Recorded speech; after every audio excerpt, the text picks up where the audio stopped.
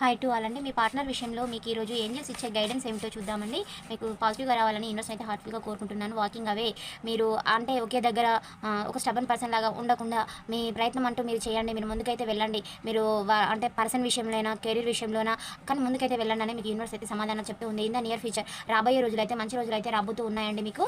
మీరంతా మంచిగా చూస్తారు. మీరు కొన్ని పనులైతే నో చెప్పండి. అంటే మొహమాట పడకండి. కొన్ని దగ్గర బ్యాక్ స్టెప్ అనేది వేయండి కొన్ని సిట్యుయేషన్స్‌కి అని మీకు యూనివర్స్ అయితే సమాధానాలు చెప్తూ ఉందండి.